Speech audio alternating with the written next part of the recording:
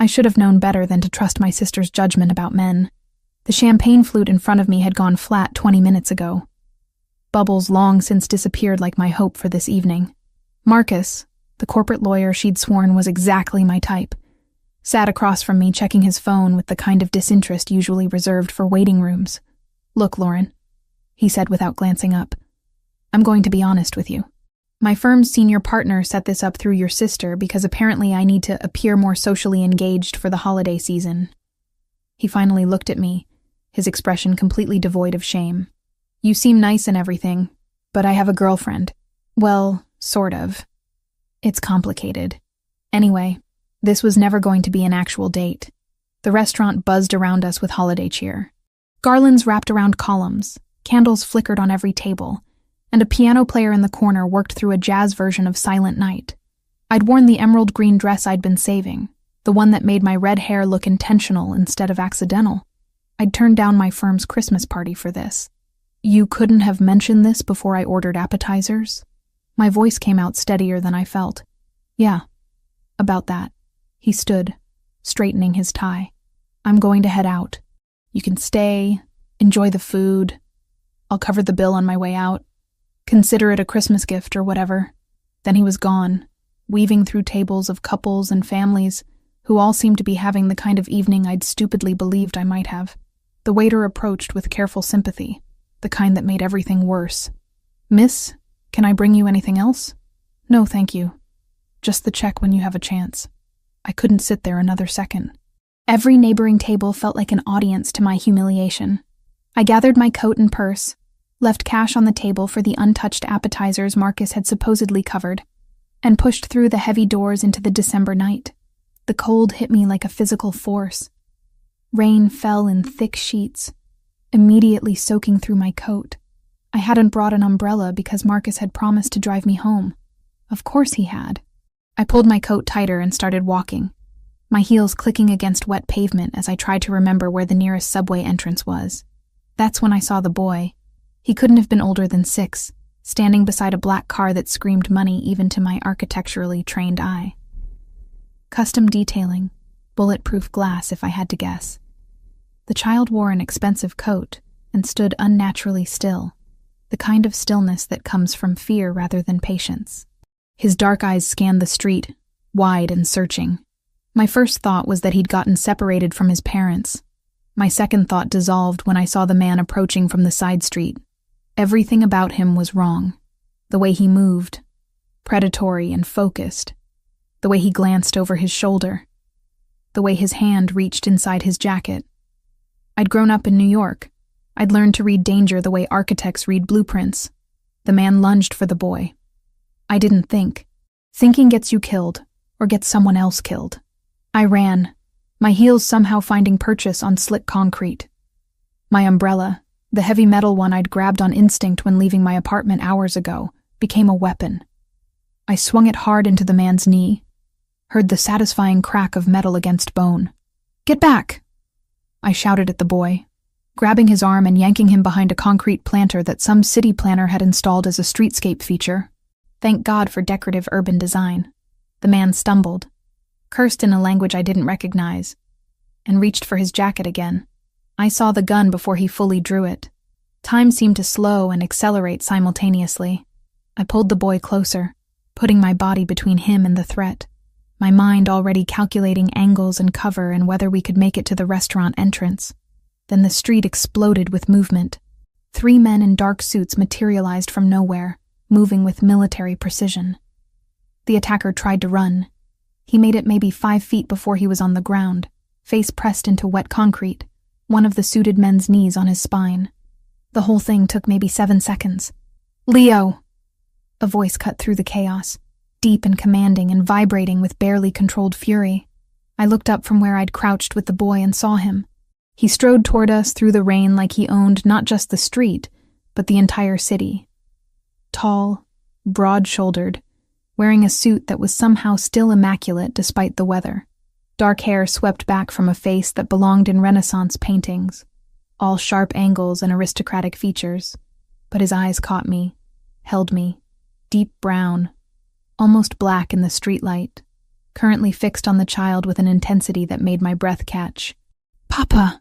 The boy, Leo apparently, broke from my grip and ran to him. The man caught him, lifted him, and for a moment his entire demeanor shifted.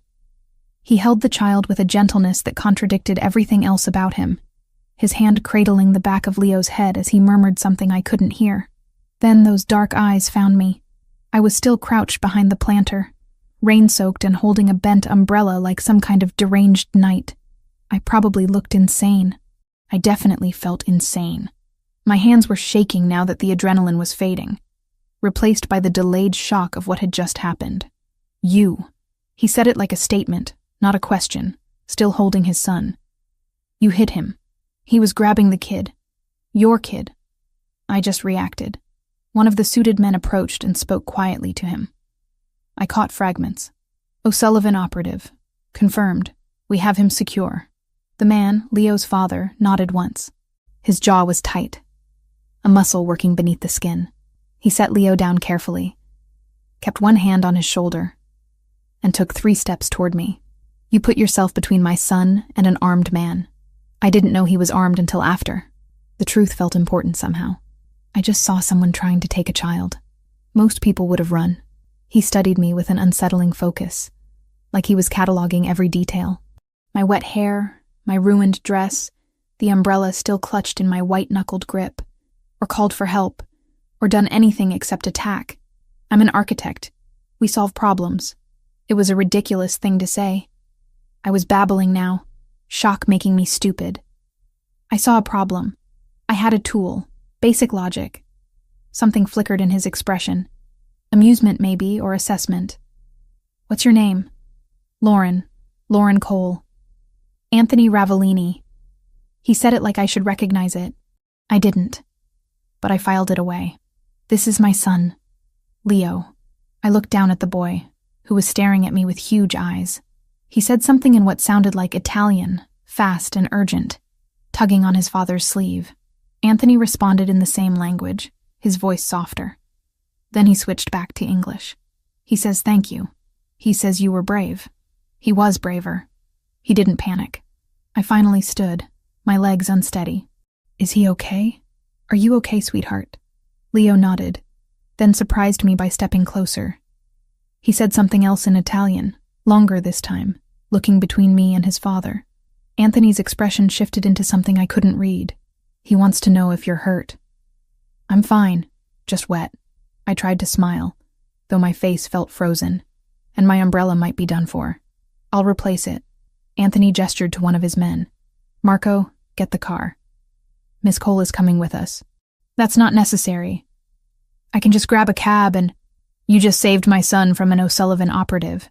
The way he said that name made it clear it meant something significant. "The street isn't safe right now.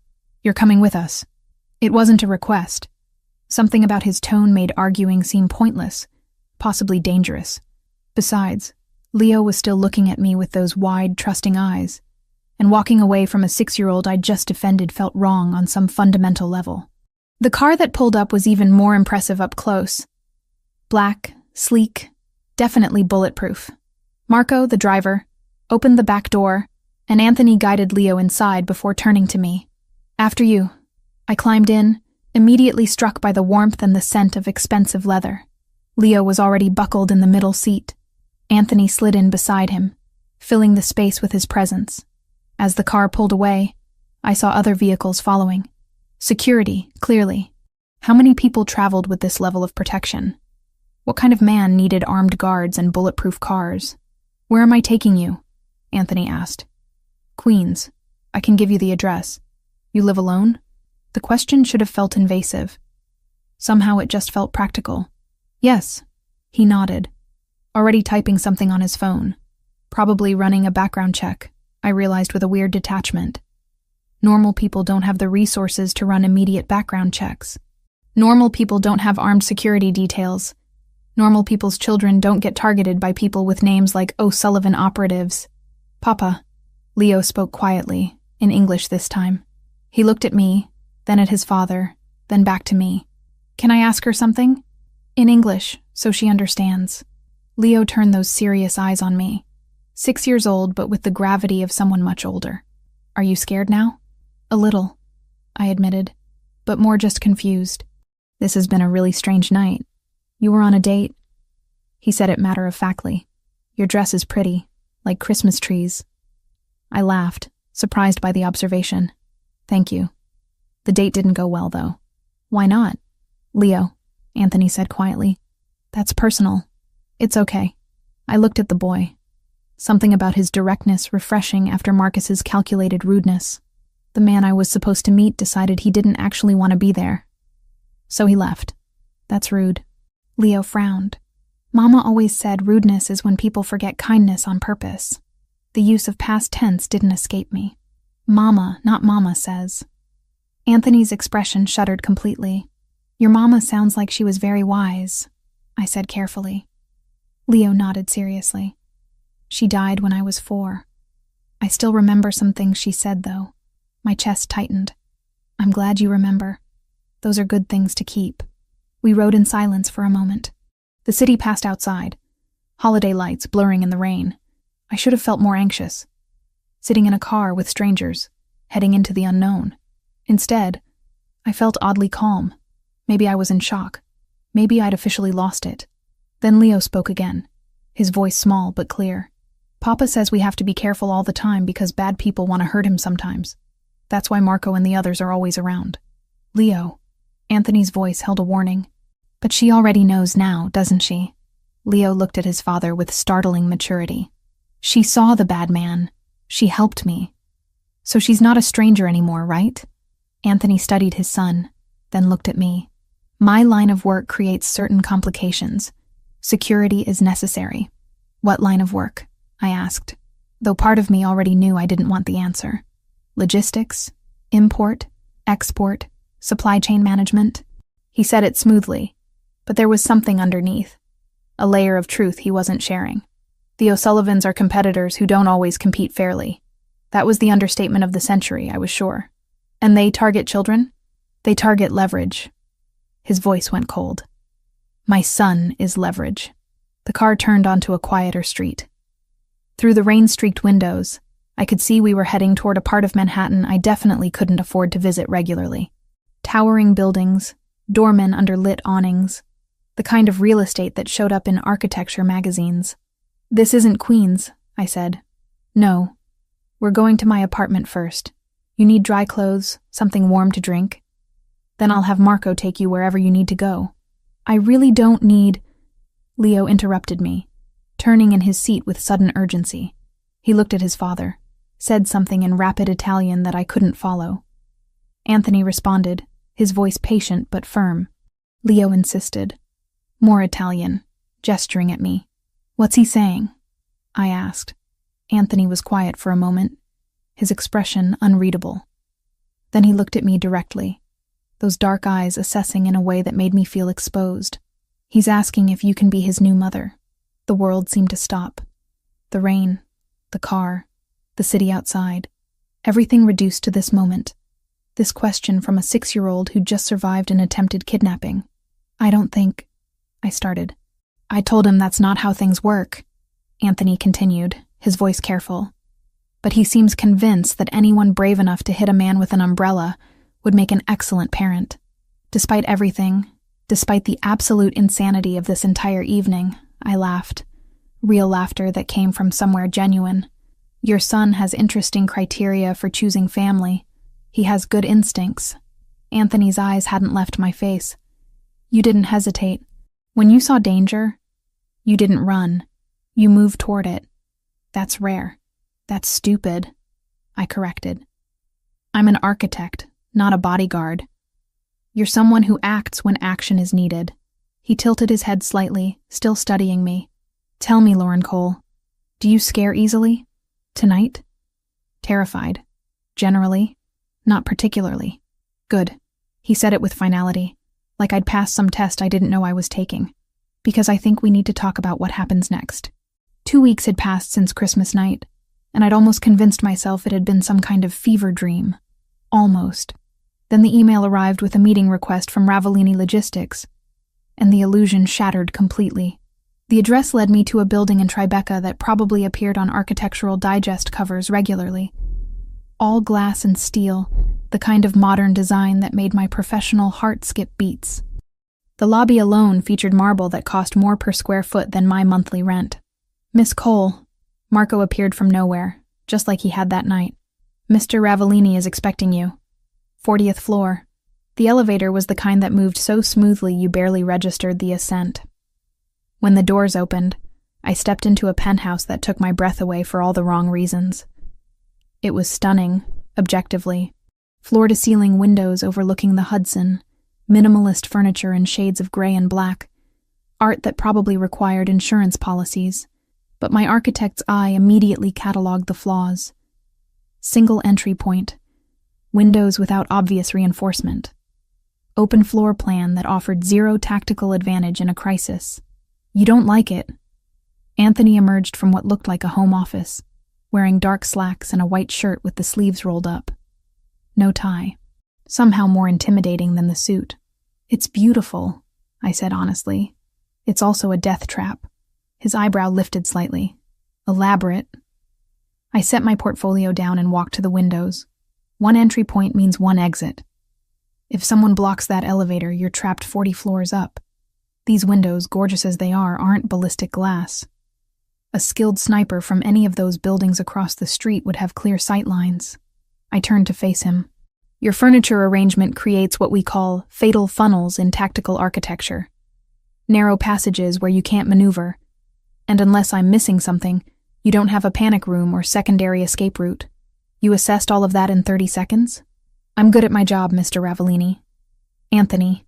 He moved closer, studying me with that same intensity from the car. "You refused the reward money I sent. I don't take payment for doing the right thing. Most people would have cashed the check and bought themselves something nice for Christmas." He gestured to a seating area. "Sit. We need to talk." I sat, keeping my posture professional despite the way he looked at me. Like I was a blueprint he was trying to read. "I have a problem," Anthony said, settling into the chair across from me. "Multiple problems, actually, but one you might be able to help with. I'm an architect, not a bodyguard." "I'm aware. But you're also a woman who kept her head during an attempted kidnapping, who thinks tactically, and who my son hasn't stopped talking about for 2 weeks. He leaned forward, elbows on his knees. "Child Protective Services has been investigating me.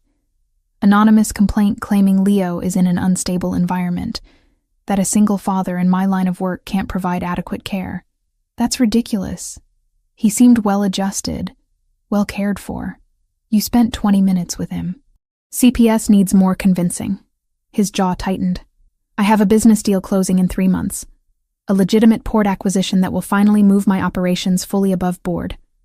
The O'Sullivans want that port. They're using every tool they have to destabilize me, including threatening my custody of Leo." I was starting to understand. "You need to appear more stable, more family-oriented." "I need a wife." He said it bluntly, or at least the appearance of one. 2 years, fully compensated, separate bedrooms, a generous settlement when it ends. My first instinct was to laugh. My second was to be offended. "You want to hire me to play house? I want to hire you to provide Leo with the stable maternal figure CPS is looking for, and to help me secure my son's future." He pulled out a folder, slid it across the coffee table. "This is what I'm offering." I opened it. The number made my vision blur. More money than I'd make in 5 years. Maybe 10. "That's generous," I managed. "But I'm not interested in being anyone's decorative wife, real or fake." "Then what are you interested in?" I closed the folder and met his eyes. "I'm interested in doing the kind of work that matters. The kind of architecture that changes how people interact with space, that makes cities safer and more functional." I gestured around the penthouse. "Like I said, this place is gorgeous and completely tactically unsound. You have how many properties? 17 in the city, 8 in surrounding areas. All designed by people who prioritized aesthetics over security, I'm guessing." I stood, moving back to the windows. "You don't need a wife, Anthony. You need someone who can redesign your entire infrastructure to actually protect you and Leo. You need an architect who understands both form and function. You're proposing an alternative arrangement." I turned to face him. "A professional one." Hire me as your chief architect. I redesign all your properties with security as the primary consideration. I work on that port acquisition, make sure the infrastructure serves your legitimate business needs. And yes, I spend time with Leo, provide that stable presence CPS wants to see. But as an employee, not a fake spouse. That still requires you to be present, to live here, most likely. Then we draw up an employment contract. Housing is part of the compensation package. I maintain my professional autonomy, and you get someone who can actually solve your problems instead of just window dressing them. Anthony stood, closing the distance between us. He was tall, I'd noticed that before, but up close the height difference was more pronounced. I had to tilt my head back to maintain eye contact. "You're negotiating with me," he said quietly. "Most people don't negotiate with me. Most people aren't worth your time then." I held my ground. "I'm offering you actual value. The question is whether you're smart enough to recognize it." Something shifted in his expression. Respect, maybe. Or the calculation of a man who just realized I wasn't going to be easy to control. "The port," he said. "I want to test your confidence. We go there tonight. You tell me what you see, and we'll discuss terms." "Done." He smiled then, just slightly. "You don't scare easily, do you, Lauren? I spent Christmas night between your son and an armed kidnapper. A business negotiation seems relatively safe by comparison. The port was exactly what I expected, and somehow worse." Anthony brought me in through the main entrance after dark, Marco driving while 2 other cars followed. The security presence alone told me how valuable this property was. "The O'Sullivans have made 3 offers," Anthony explained as we walked the docks. "Each one higher than the last. They want this location because it gives them access to every major shipping route on the East Coast." I studied the layout, the warehouses, the way cargo containers were arranged. My mind automatically cataloged the inefficiencies, the security vulnerabilities, the wasted space. "Who designed this?" I asked. "The previous owner. He sold to me 6 months ago when his business failed. It failed because this design is deliberately terrible." I pointed to the main warehouse. "Look at the loading dock placement. It creates blind spots where you can't monitor cargo coming and going. These container stacks, they're arranged to maximize hiding places, not efficiency. And your security cameras, see how they're positioned? They can be avoided by anyone who understands the angles." Anthony's expression darkened. "You're saying the design was meant to facilitate smuggling. I'm saying whoever created this layout wanted you to fail. They built in vulnerabilities that make illegal activity easy and legitimate business hard." I pulled out my phone, taking photos. "But I can fix it. Redesign the whole thing with proper sightlines, efficient cargo flow, and security that actually works. It'll require significant construction, probably shut down operations for a few weeks, but the result will be a port that supports legitimate logistics instead of undermining it." He watched me work, documenting everything, my mind already sketching solutions. When I finally looked up, he was studying me with that intense focus again. "This is what you do," he said. "You see structures and understand them completely. Buildings tell stories. This one was telling me it wanted you to fail." I met his eyes. "I can make it tell a different story. Success, legitimacy, unshakable infrastructure. And my penthouse? I can redesign that too. Ballistic glass, secondary exits, panic room integrated so seamlessly your guests won't even notice. Leo would be safer. You would be safer." Anthony nodded slowly. 2 years. Full redesign of all my properties. You work as my chief architect. You spend time with Leo. You help me present the stable family image CPS needs to see. "And I maintain full professional autonomy," I added. "My designs, my decisions. You don't override me on structural or security issues." "Agreed." He extended his hand. "Do we have a deal, Miss Cole?" I shook his hand, feeling the strength in his grip, the calluses that told me his hands did more than sign contracts. "We have a deal, Mr. Ravellini. When do I start?" "Tonight. Marco will help you move whatever you need from your apartment. Leo has been asking about you every day. I think he'll be pleased to know you're staying. The penthouse was different when we returned. Lights on, the city spread out below like a carpet of stars. Anthony led me to a guest room that was larger than my entire queen's apartment. This is yours. Leo's room is next door. Mine is at the opposite end. Privacy for everyone. Where is Leo? Asleep. It's nearly 10, but he'll want to see you in the morning. Anthony paused at the door. Lauren, thank you. For this. For helping him that night. For agreeing to this arrangement. Thank you for respecting that I'm more than just a prop in your stability campaign. He smiled, genuine this time. You're definitely more than that. Good night. I spent an hour unpacking the essentials Marco had retrieved, my mind still racing with design possibilities. Then I heard it. A small sound from the next room. Crying, muffled but unmistakable. I didn't think. I moved to Leo's door, knocked softly, and pushed it open. He was sitting up in bed, tears streaking his face, clutching a stuffed elephant. When he saw me, his eyes went wide. Miss Lauren? Hey, sweetheart. I heard you crying. Are you okay? Bad dream. His voice was so small. Papa usually comes, but I think he didn't hear me. Do you want me to get him? Leo shook his head. Can you stay? Just for a little bit? I sat on the edge of his bed. Of course. What was the dream about? The bad man. From before. He came back. My chest tightened. Of course he was having nightmares. He'd survived a kidnapping attempt 2 weeks ago. He can't come back, Leo. Your papa and Marco and all the others. They make sure you're safe. And you. He looked at me with those serious eyes. Papa said you're staying now. Is that true? It's true. I'm going to be working for your papa, helping make all his buildings safer. Including this one. So the bad men can't get in? So the bad men can't get in. I confirmed. Leo was quiet for a moment. Then he asked, Can we build something? When I'm sad. Mama used to build things with me. We'd make towers or houses or forts. It made the sad smaller. What do you want to build? His face brightened slightly. A fort. A really big one.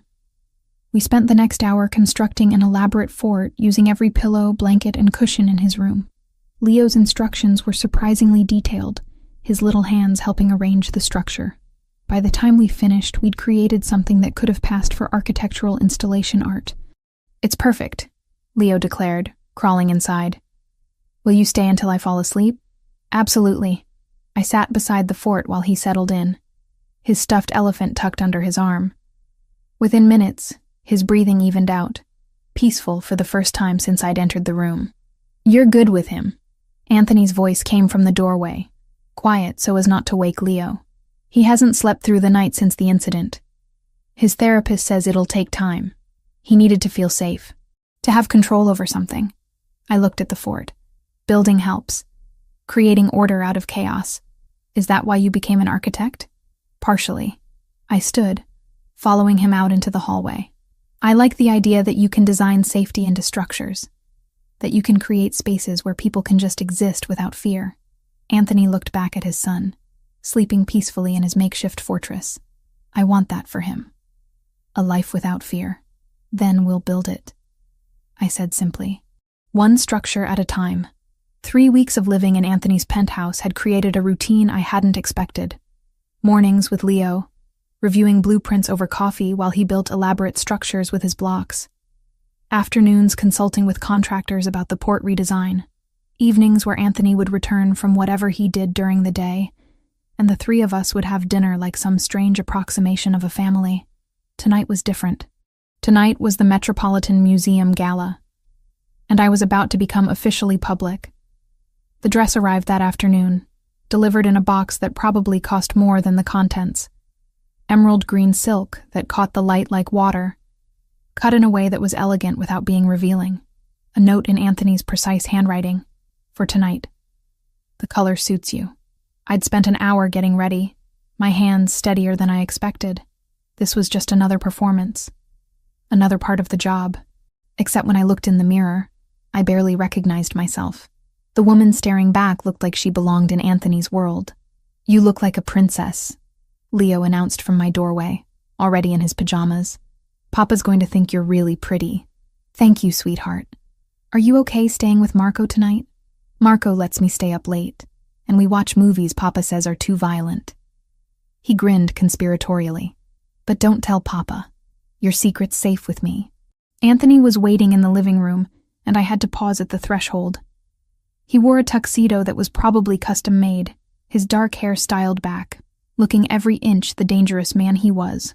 When he saw me, his expression shifted into something I couldn't quite name. You approve? I asked, keeping my voice light. You look perfect. He moved closer, pulling a small box from his pocket. One more thing. Inside was a necklace, emerald set in platinum that probably required security to transport. Anthony, this is too much. You're appearing as my partner tonight. The O'Sullivans will be watching. CPS will hear about this. Everyone will be assessing whether we're legitimate. He moved behind me, fastening the necklace with surprisingly gentle fingers. We need to look like we belong together. The weight of the stone settled against my collarbone, cool and heavy. And do we? Belong together? Tonight we do. His hands lingered on my shoulders for a moment before he stepped back. Ready to face the lions? The Metropolitan Museum transformed for the gala looked like something from a film.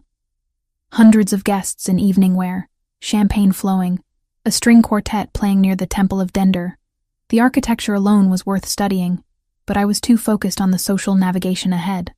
Anthony's hand settled on the small of my back, possessive, but not constraining. Stay close. If you feel uncomfortable, tell me. We'd barely made it through the entrance when I saw him. Marcus, the lawyer from my disastrous blind date, holding court with a group of similarly polished professionals. His eyes found mine, then widened when he saw Anthony beside me. Well, this is unexpected, Marcus said, moving to intercept us. Lauren, right?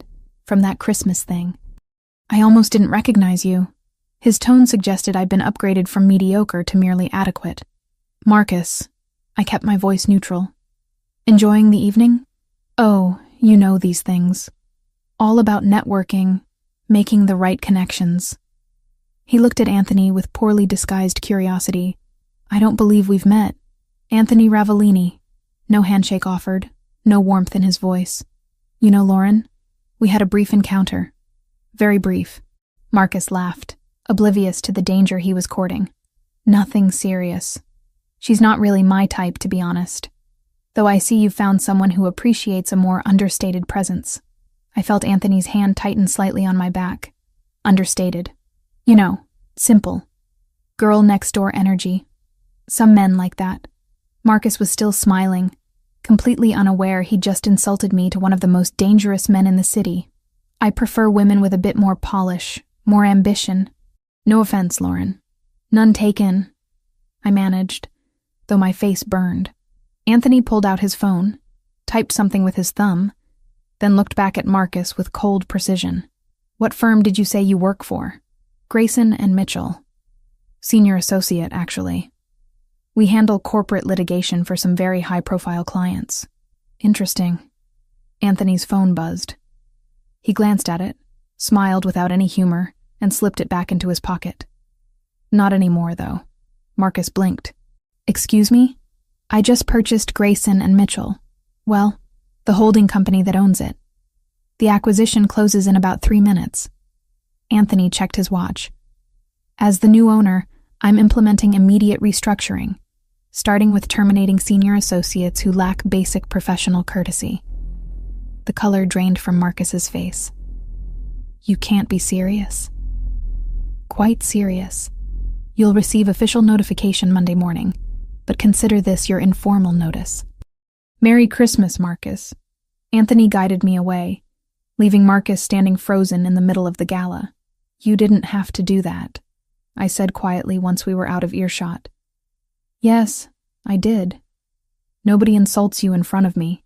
His voice was matter of fact. He's lucky I stopped at his career. We moved through the crowd, Anthony introducing me to various business associates with careful precision. I was his architectural consultant, his partner in the port development, the woman who'd changed his perspective on infrastructure design.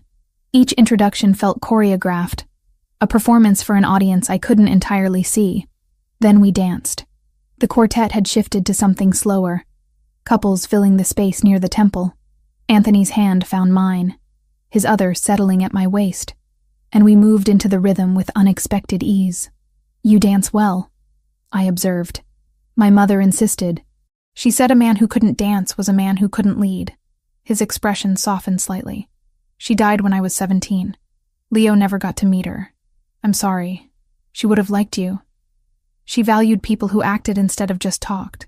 He spun me gently, the emerald dress catching light.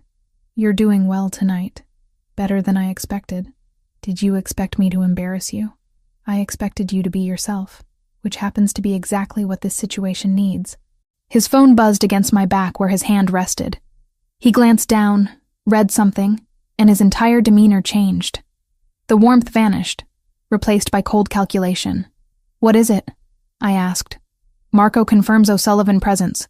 At least 6 of them scattered through the event." His eyes scanned the crowd. "They're here for a reason." I followed his gaze, trying to identify threats among the elegantly dressed guests. That's when I noticed it. The emergency exit sign near the east entrance, the one pointing toward what should be a corridor leading to the street. "Anthony, that map is wrong." "What?" "The emergency exit map.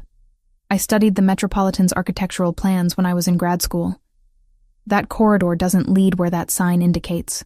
I kept my voice low, kept smiling like we were having a normal conversation. "Someone altered it. If there's an evacuation, people will be funneled into the wrong area." His grip on me tightened. "Are you certain?" "I'm an architect. I know this building's layout. That sign has been deliberately changed. I noticed them then, positioned strategically. Men in suits that fit too well, standing near the false exits, watching the crowd with predatory patience. There, and there, they're waiting near the wrong exits. If they cause a panic, everyone rushes to those exits." Anthony's mind was already working through the scenario. "They can target specific people in the chaos, or worse. We need to leave. Quietly, without triggering the evacuation they're clearly planning. The front entrance is too exposed." "Then we don't use the front entrance." I pulled back slightly, meeting his eyes. "I know this building. I know the original architecture, before the modern renovations. There are service corridors, maintenance access, staff passages from the 1800s that most people don't even know exist. Can you get us out without being noticed? Follow my lead, and trust my engineering." We separated from the dance floor casually, as if heading toward the refreshments.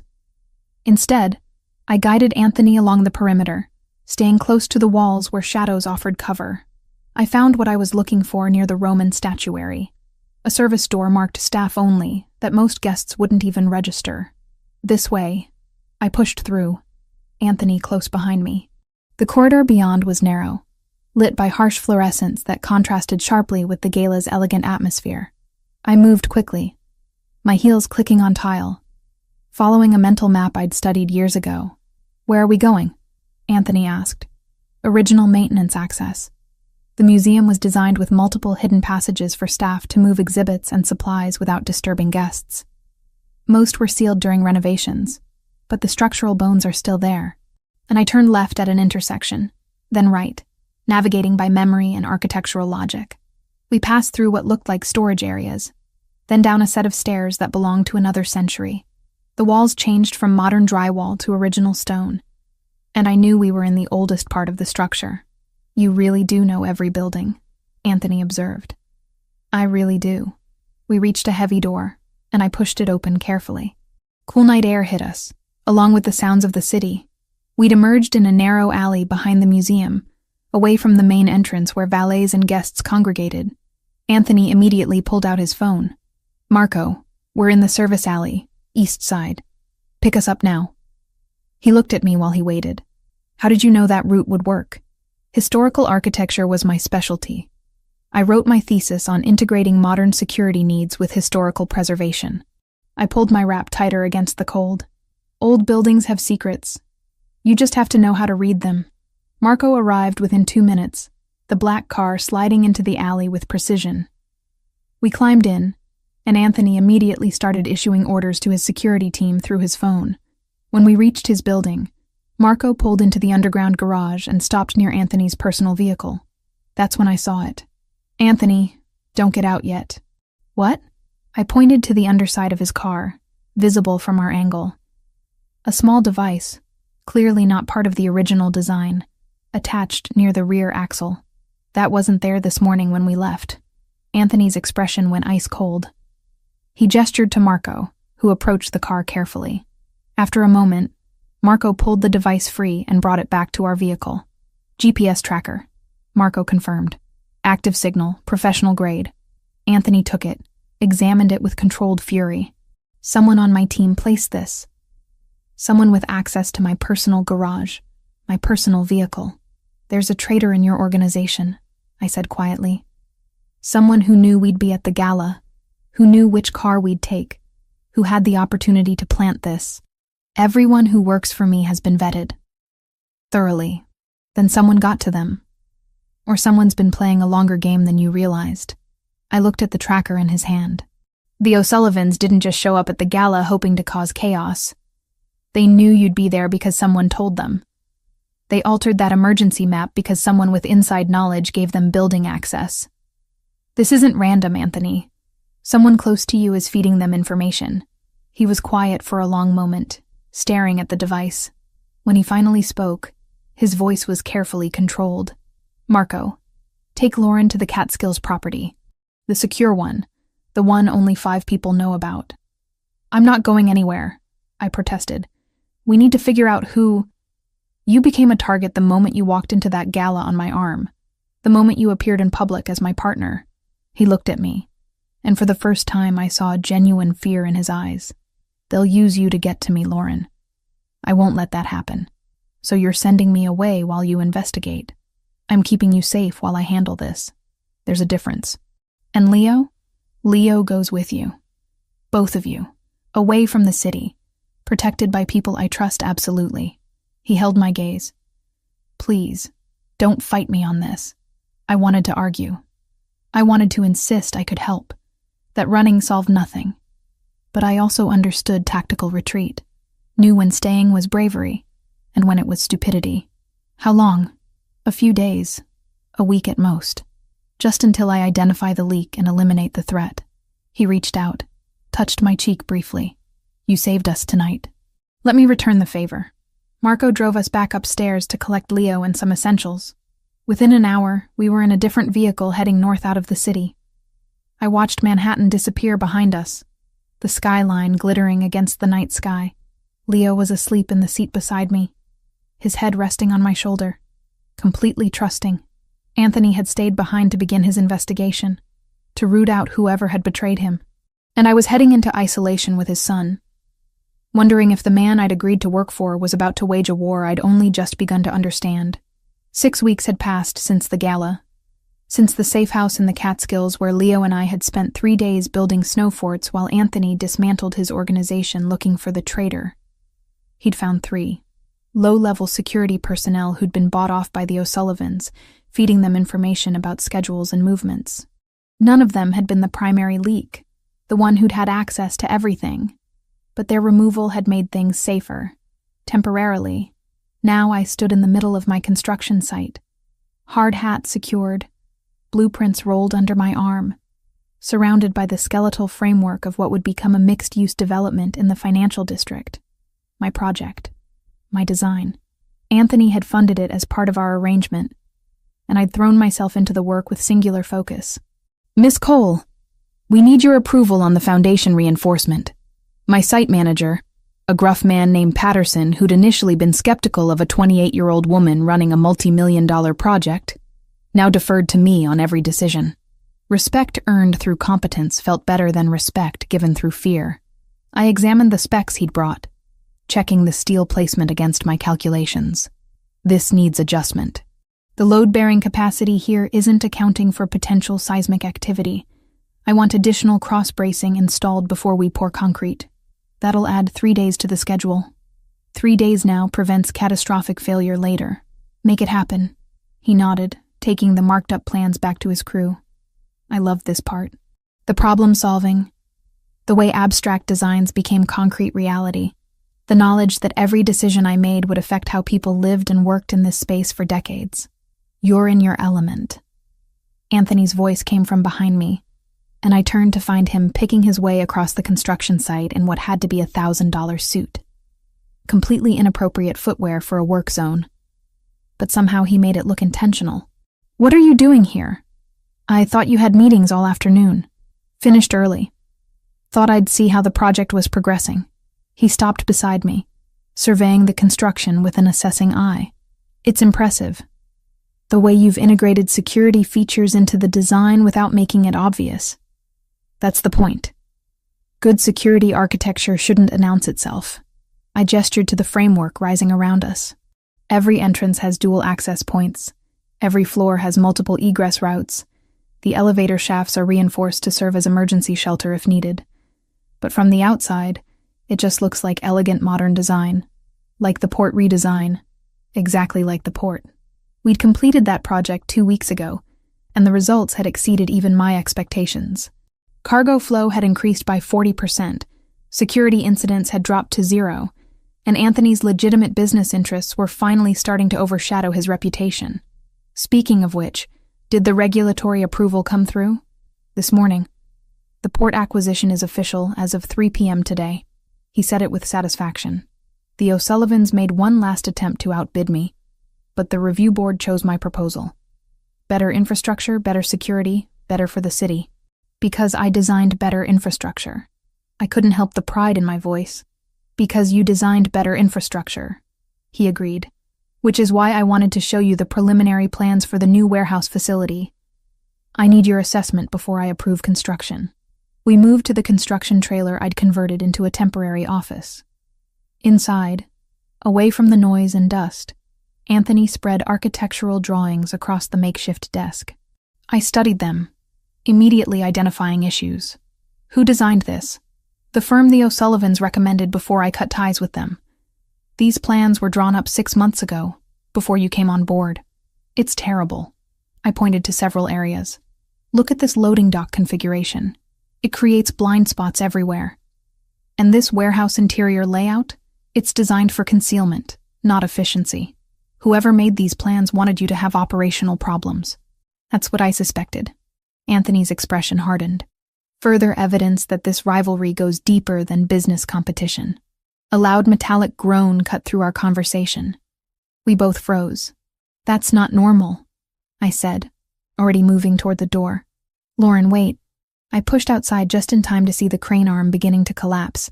Not a mechanical failure. The angle was wrong, the way the cable had been severed too clean. This was sabotage. "Everyone get back," I screamed at the workers below. "Move now." The crane arm swung toward us in what felt like slow motion, but was probably only seconds. I calculated trajectories automatically, identified the impact zone, realized with cold clarity that the construction trailer was directly in the path of destruction. I grabbed Anthony's arm and pulled. "The maintenance tunnel." "Now." "What maintenance tunnel?" "The one I had installed last week for utility access." "Come on!"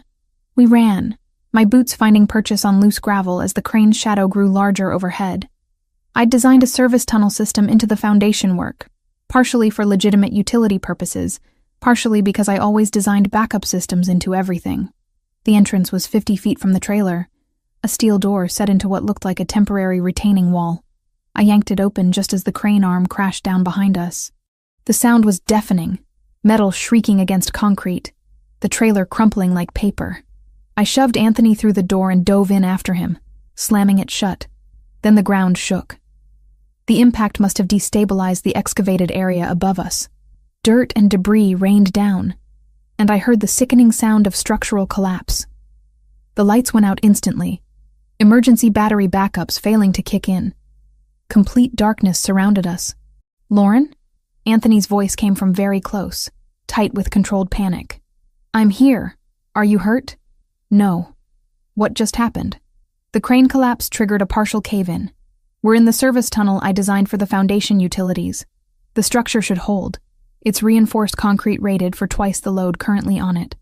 I pulled out my phone, activating the flashlight. The beam illuminated a narrow space, maybe 4 feet wide, stretching into darkness. "We're safe." "Safe." He repeated the word like it was foreign. In the phone's glow, I could see his face. Pale, jaw clenched, eyes too wide. "We're trapped underground. We're sheltered underground. There's a difference. I swept the light around, assessing our situation. Debris had collapsed both ends of our section of tunnel, but the walls and ceiling were intact. The rescue crew will dig us out within the hour. This tunnel appears on all my site plans. They'll know exactly where to find us. Anthony didn't respond. I looked at him more carefully and realized he wasn't just scared. He was barely holding it together. His breathing had gone shallow and rapid, his hands clenched into fists, his entire body rigid with the effort of maintaining control. "Anthony, look at me. I can't." His voice cracked. "I can't be here. I need to get out." Claustrophobia. The weakness he'd mentioned once in passing. The fear he'd never fully explained. And here we were, trapped in a confined space underground. And the most dangerous man I knew was falling apart. "Anthony," I used my firmest voice, the one I used with contractors who questioned my judgment. "You need to listen to me right now." "Can you do that?" "Lauren, I can't breathe. The walls are structural grade concrete reinforced with steel rebar. They're not moving. I designed them to support 10,000 pounds per square foot. The current load is maybe a tenth of that." I moved closer, forcing him to focus on me instead of the space. "Look at my face. Don't look at the walls. Look at me." His eyes found mine, wild with panic. "Good. Now breathe with me. In for 4 counts. I demonstrated, exaggerating my breathing so he could see it. "Hold for 4. Out for 4. With me now." "I can't." "Yes, you can. You trust my engineering, don't you? You trusted my port design. You trusted my security assessments. So trust this. I'm telling you this space is safe. I built it to be safe. Now breathe." I watched him struggle, watched him fight against the irrational terror that had seized him.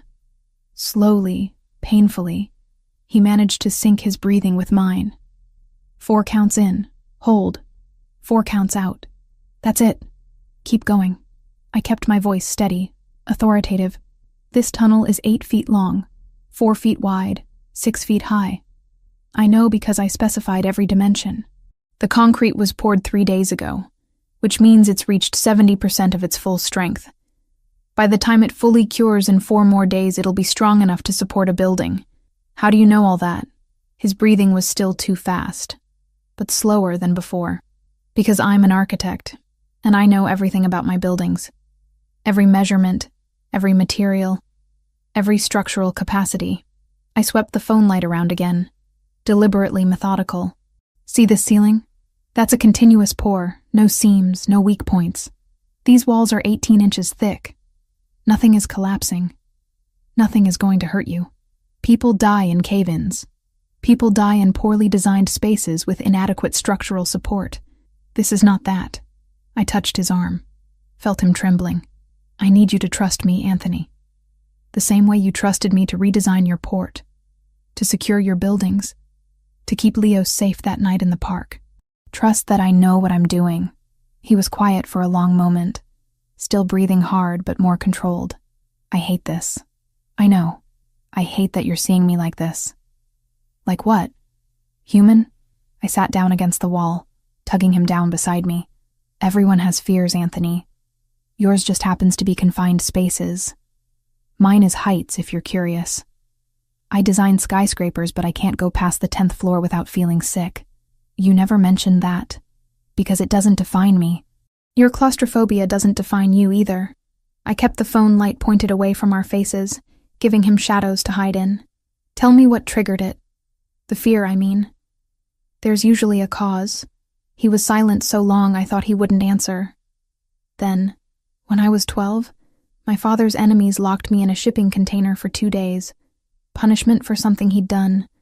It was completely dark, no food, no water. I could hear them outside, laughing. I thought I'd die there." My chest tightened. "Anthony, I'm so sorry. My father eventually negotiated my release, but by then I'd already broken. I've hated enclosed spaces ever since. Small rooms, elevators, anywhere I can't see an exit." His breathing hitched again. "This is my nightmare made real. Then let's unmake it." I shifted position, directing the phone light toward the debris blocking the tunnel exit. I'm going to talk you through the engineering while we wait for rescue. Every calculation, every design decision, every reason why this space is safe. Will that help? I don't know. We're going to try anyway. I started explaining the tunnel's construction, the soil composition tests I'd run before designing the foundation, the load-bearing calculations that determined wall thickness. I talked about concrete compression strength and steel tensile properties, and the redundant safety factors I built into everything. Slowly, gradually, Anthony's breathing normalized. He started asking questions, technical ones about construction methodology and material science. I answered each one thoroughly, grateful for my education, for my obsessive attention to detail, for every boring lecture on structural engineering I'd ever sat through. 40 minutes passed before we heard voices above us. "Miss Cole, Mr. Ravellini, can you hear us?" "We're here," I shouted back. "We're both uninjured. The tunnel structure is intact. We're digging through now. 15 minutes, maybe 20. Anthony exhaled slowly. "We're getting out. We're getting out." I looked at him in the dim light. "You did it. You survived your worst fear. I survived because you were here." His voice was raw. "Because you knew exactly what to say, how to ground me. I've never—" He stopped, seemed to struggle with words. "I've never let anyone see me that vulnerable. Maybe you should more often." "Vulnerability isn't weakness, Anthony. In my world it is. Then your world is wrong." The rescue crew broke through 12 minutes later, and fresh air and daylight flooded the tunnel. I'd never been so grateful for open sky. They pulled us out one at a time, medics immediately trying to check us over. I waved them off, more concerned with the crane collapse. Patterson was there, covered in dust, his expression grim. "Sniper, Miss Cole." We found the position across the street, building under renovation. Clean shot to the crane cable.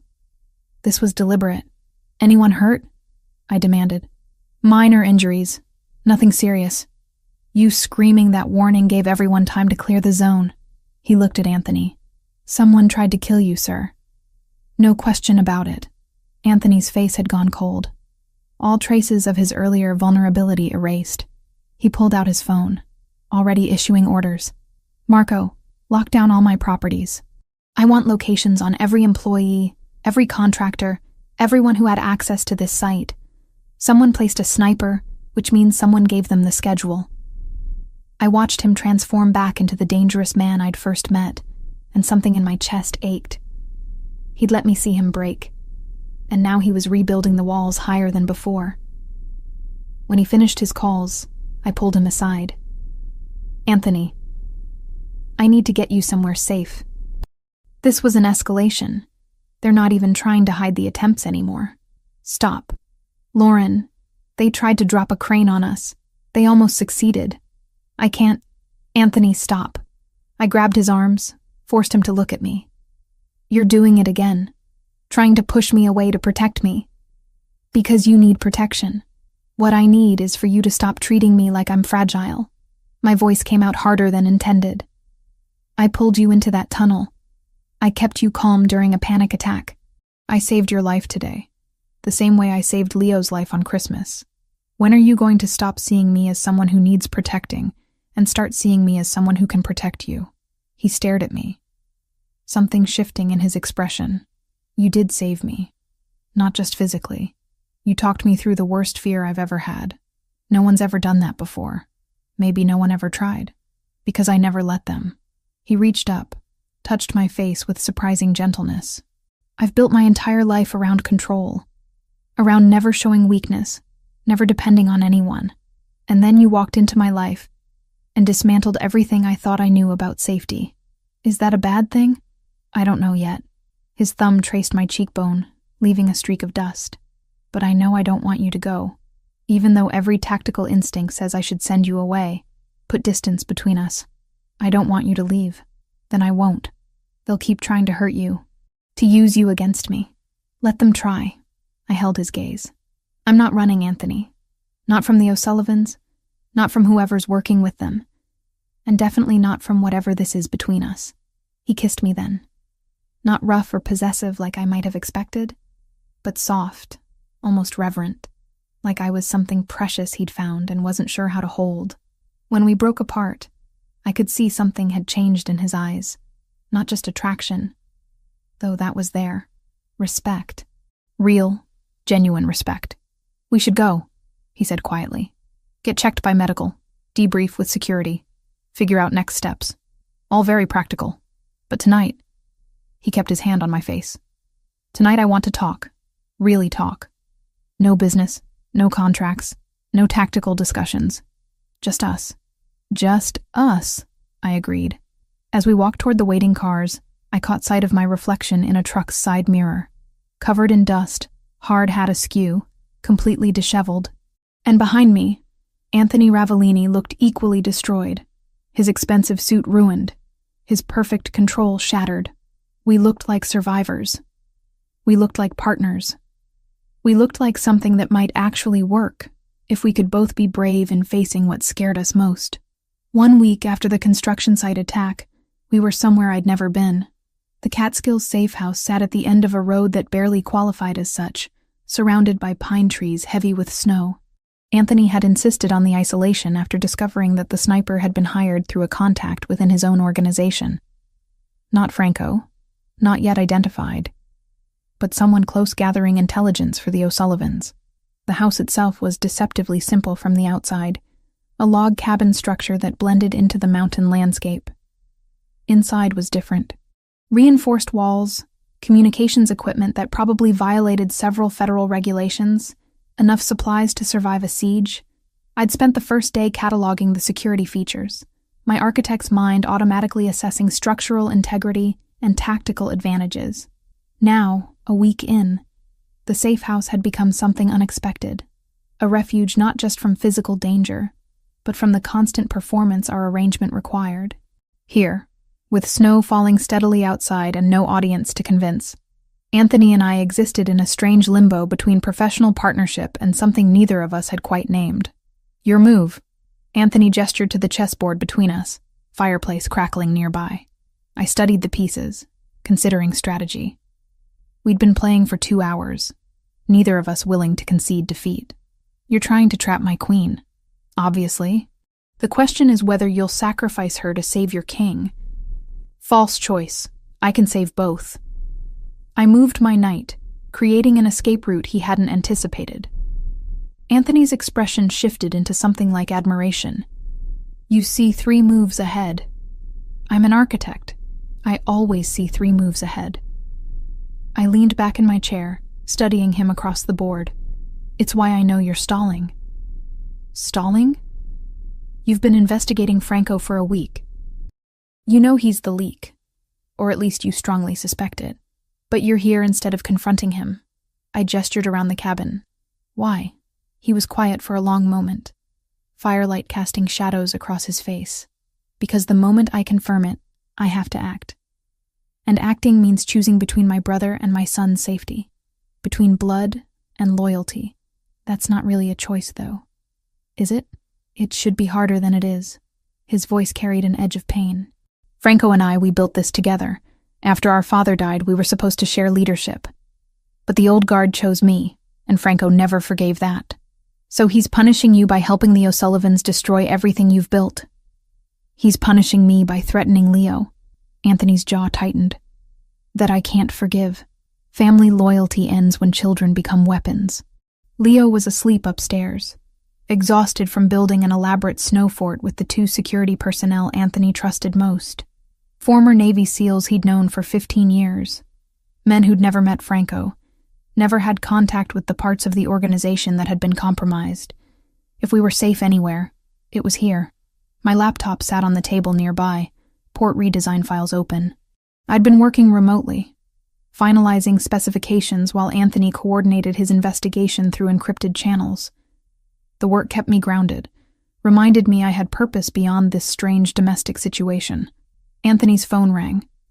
He glanced at the screen, then at me. "I need to take this. Business." "Of course." He moved toward the back office while I turned my attention back to the chessboard, analyzing the position. 3 moves to checkmate if he didn't see my strategy. 4 if he did. His phone rang again. Different ringtone. the personal line he kept for family and close associates. It was sitting on the table where he'd left it, vibrating insistently. I hesitated. Answering someone else's phone crossed boundaries our carefully professional arrangement had maintained, but the ringing persisted, and something about the urgency felt important. I picked it up. "Hello?" Well, a woman's voice, cold and amused. "You must be the architect. The little bird Anthony's been hiding in his nest." Every instinct screamed danger. "Who is this?" "Tell your dear Anthony that we already have everything we need." Franco was very generous with information. Port designs, access codes, offshore account numbers. Everything. The woman's laugh was sharp. "The port will be ours in 72 hours. There's nothing he can do to stop it now." The line went dead. I sat frozen, the phone still pressed to my ear, my mind racing through implications. Franco. It was confirmed. Anthony's brother had sold him out completely, had handed the O'Sullivans everything they needed to destroy his legitimate business interests. "Lauren?" Anthony emerged from the office, saw my expression, moved quickly to my side. "What happened?" "Someone called. A woman. She said Franco gave them everything. The port designs, the accounts, all of it." I handed him the phone, my hand steadier than I felt. "She said they'll have the port in 72 hours. He checked the call log, his face going carefully blank in that way that meant he was barely controlling fury. "O'Sullivan contact line. They wanted us to know. Wanted to gloat." He set the phone down with deliberate care. "Franco, I'd hoped I was wrong. I'm sorry. Don't be sorry for me. Be sorry for him." Anthony's voice was ice. He chose this. He chose to betray not just me, but Leo, his own nephew. I stood, moved closer, uncertain what comfort looked like for a man whose brother had just committed the ultimate betrayal. "Tell me about him." "About Franco. Not the traitor, but before, when you were brothers." Anthony was silent so long I thought he wouldn't answer. Then he moved to the window, staring out at snow-covered darkness. He was 3 years older.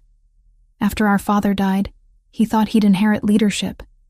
He'd been groomed for it, trained, prepared. But the old families, they chose me instead. Why? Because I was willing to go legitimate, to transition the business into something sustainable.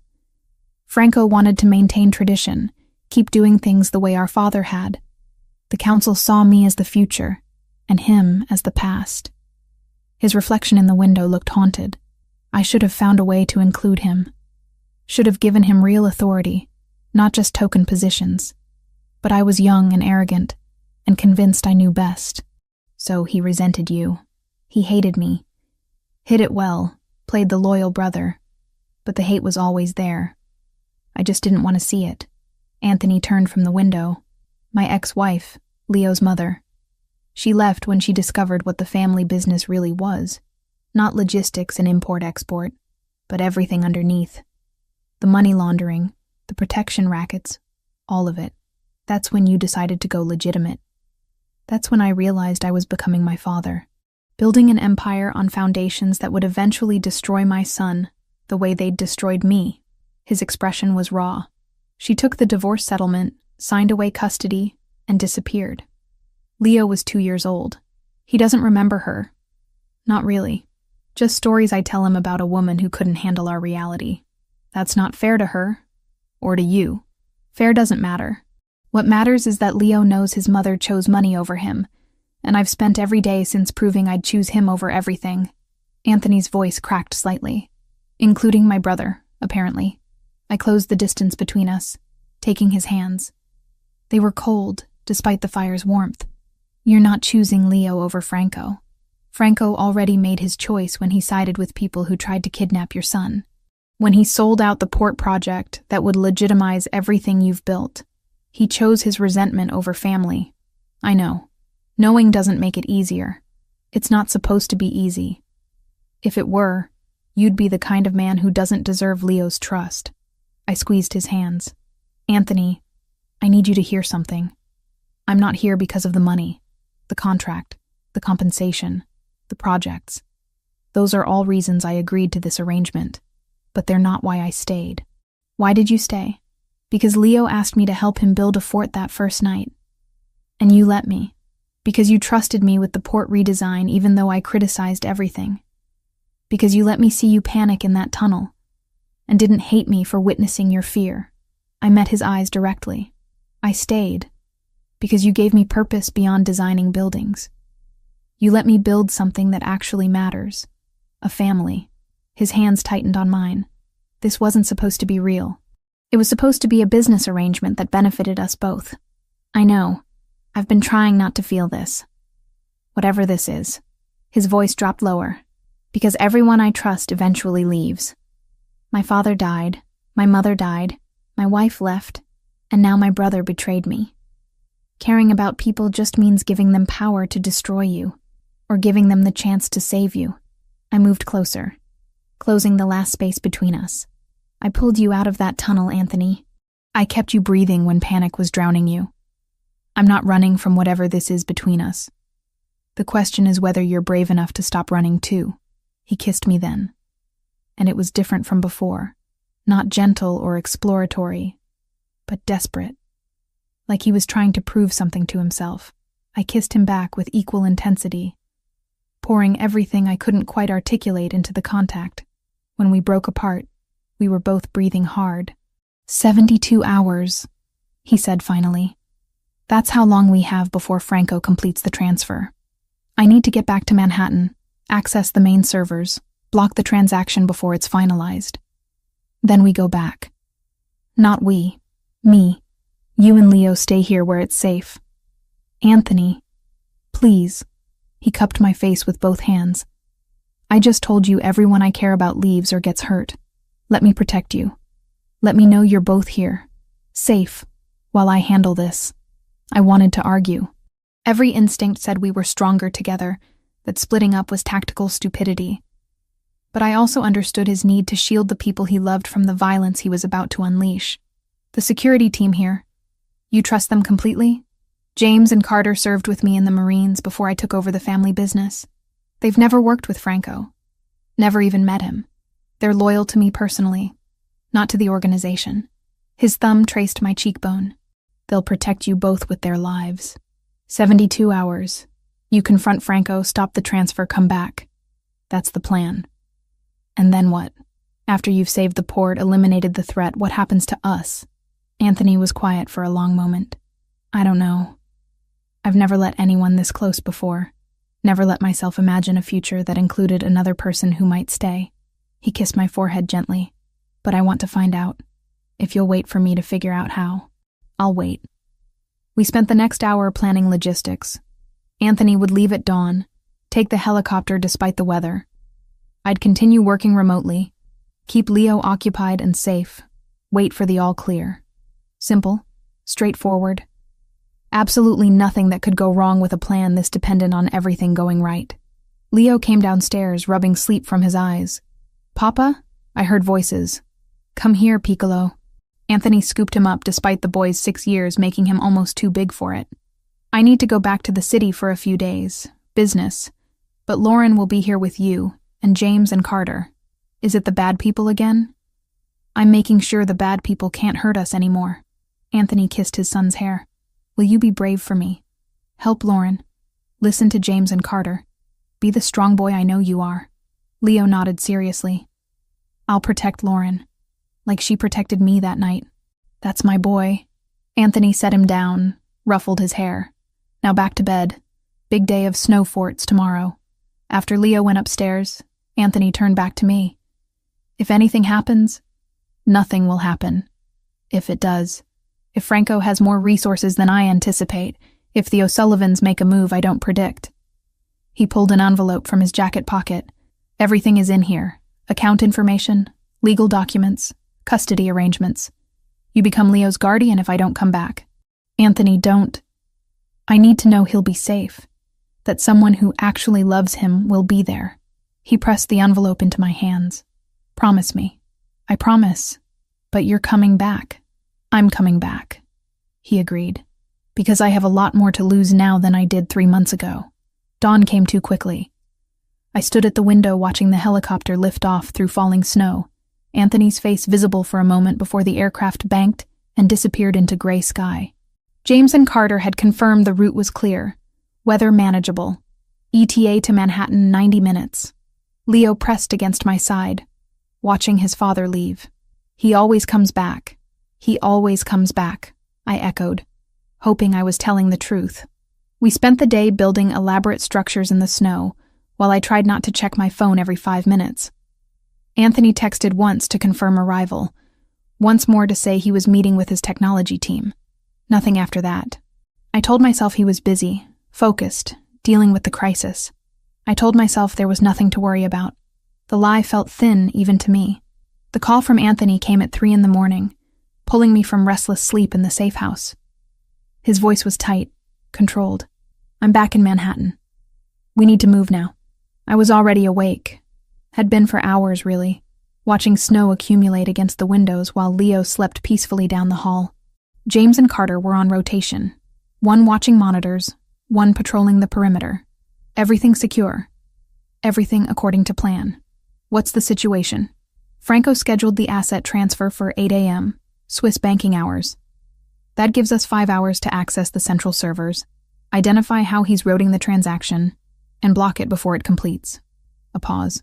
"I need you here. Your architect credentials give you system access he doesn't know about. The network infrastructure you designed, the security protocols, he never paid attention to that level of detail. I'm on my way. Lauren." His voice softened fractionally. "If this goes wrong, if Franco has more backup than I anticipate, I need you to promise me something. Don't. Promise me you'll protect Leo. The custody documents are filed. The lawyers have everything. If I don't come back, you take him somewhere Franco can never find him. Somewhere the O'Sullivans have no reach. You're coming back. We both are. That's the only acceptable outcome." I kept my voice firm. Architect presenting to difficult clients firm. "Tell Marco I need extraction in 30 minutes. And Anthony, we're going to win this." The helicopter ride to Manhattan was brutal. Wind shear making every minute feel like the aircraft might simply give up and fall. I spent the flight reviewing network diagrams on my tablet, tracing the digital architecture I'd built into Anthony's systems. Franco would be looking for obvious blocks, IT team interventions, legal freezes. He wouldn't be looking for an architect with root access to building management systems that happened to integrate with financial servers. We landed on Anthony's building roof at 4:15 a.m. Marco escorted me down to the executive floor where Anthony waited, surrounded by 3 men I recognized from security briefings. His inner circle, the ones who'd never worked closely with Franco. "Show me what you need," I said without preamble. He led me to a conference room converted into a war room. Multiple monitors displayed network traffic, security camera feeds, and what looked like financial tracking software. "Franco's in the building. Came in 2 hours ago, accessed the server room with his executive credentials. He's been in there since." "Doing what?" "Setting up the transfer protocols. He needs physical access to bypass certain security measures. Once he initiates the sequence at 8 a.m., the assets route through a series of shell companies before landing in an O'Sullivan trust account. By the time regulatory agencies track it, the money's already been laundered through 3 countries. I studied the network map. He's using the primary financial server, the one in the climate-controlled room on 38. Correct. Which means he doesn't know about the backup system. I pulled up a different schematic. When I redesigned your infrastructure, I insisted on redundant everything, including a mirror server that shadows every financial transaction in real time. It's housed in what looks like a building management closet on 40. Anthony's expression shifted into something like hope. "Can you access it?" "I designed it. Of course I can access it." I was already typing, pulling up administrative interfaces. "But we need to physically get to that room. If Franco's monitoring network traffic, he'll see any remote intervention. We need to be on site, make the changes locally, make him think everything's proceeding normally until the moment it isn't. Then we go now." The 40th floor was technically under renovation. My urban development project extending into Anthony's corporate headquarters. That gave us cover, a reason to be there if anyone questioned it. We took the service elevator, Marco and 2 other security personnel flanking us. The building management room was exactly where I'd specified it during construction, tucked behind what looked like utility access. I used my architect keycard, the one that opened maintenance areas throughout the building, and we slipped inside. Banks of servers hummed in climate-controlled precision. I found the terminal I needed, logged in with credentials Franco had never known existed, and started working. "What are you doing?" Anthony asked quietly. "Creating a digital trap. Franco's transfer protocol expects certain responses from the banking interface. I'm setting up a mirror transaction that will appear to complete successfully on his end, but actually routes everything into a regulatory holding account. The moment he initiates, every federal banking watchdog gets an automatic alert about suspicious activity." My fingers flew across the keyboard. "He'll think he succeeded right up until federal agents walk through his door." "How long?" 20 minutes to set up the architecture. Then we wait for him to trigger it himself. Anthony watched me work, and I could feel the tension radiating off him. His brother, blood family, about to be destroyed by his own greed and betrayal. He made this choice, I said without looking up. The moment he decided to threaten Leo, he stopped being your brother and started being just another enemy. I know. Doesn't make it easier. The system configurations took 18 minutes. By the time I finished, sweat dampened my collar despite the room's chill. Done. Everything's in place. When Franco initiates at 8, the trap springs automatically. We moved back to the war room. Waited. Watched security feeds showing Franco in the server room, confident and relaxed, checking his phone periodically, probably coordinating with O'Sullivan contacts, confirming everything was proceeding on schedule. At 7:45, Anthony's IT director called. "Sir, we're detecting unusual authorization requests. Someone's accessing financial systems with your brother's credentials. Let it proceed," Anthony said calmly. "Don't interfere." 7:58. Franco stood, stretched, approached the main terminal. Even through the grainy security footage, I could see his expression. Satisfaction. Victory. The smile of someone who thought he'd finally won. 8 a.m. Exactly. Franco entered the final authorization code. On our monitors, everything lit up simultaneously. Transaction initiated. Routing protocols engaged. And then, exactly as I'd programmed, the redirect kicked in. Assets that should have flowed to O'Sullivan accounts instead diverted into federal regulatory holding, tagged with fraud alerts, timestamps, and complete audit trails showing exactly who had initiated the transfer and why. Franco's expression on camera shifted from satisfaction to confusion. He typed frantically, trying to verify the transaction, but the system showed completion. Success. He'd have no idea what had actually happened until much later. "Now," Anthony said. We moved as a unit. Down 2 floors, through corridors I'd designed with multiple access points for exactly this kind of tactical necessity. Marco and his team spread out, controlling exit routes. By the time we reached the server room, Franco had realized something was wrong. The door opened to reveal him surrounded by 3 men in private security uniforms. Not Anthony's people. Franco's own hired protection. Probably promised bonuses from his O'Sullivan windfall. Brother. Franco's voice dripped with false warmth that couldn't quite hide the edge of panic. "Come to congratulate me on my successful transaction? Come to watch you fail," Anthony replied evenly. "Your transfer didn't go where you thought, Franco. Every asset you tried to steal is now frozen in regulatory investigation. The FBI received automatic notifications the moment you initiated. They're probably in the building already." Franco's face went white. "You couldn't have. The system, I checked everything. You checked the primary system. You never knew about the backup." Anthony stepped forward. "You betrayed your family for money and revenge. You threatened my son. You collaborated with people who tried to kill Leo. For what? Pride? Resentment because you didn't inherit the throne you thought you deserved? You took everything from me." Franco's composure cracked completely. "I built this with you, bled for this family, and you just decided one day to go legitimate, cut out half our revenue streams, make us look weak in front of the other families. I decided to build something Leo could inherit without shame. Something that wouldn't destroy him the way this life destroyed me, destroyed you." Anthony's voice was cold. "You could have been part of that future. Instead, you chose to tear it down." Franco reached inside his jacket. His security team moved, but Marco was faster. Gunshots rang out.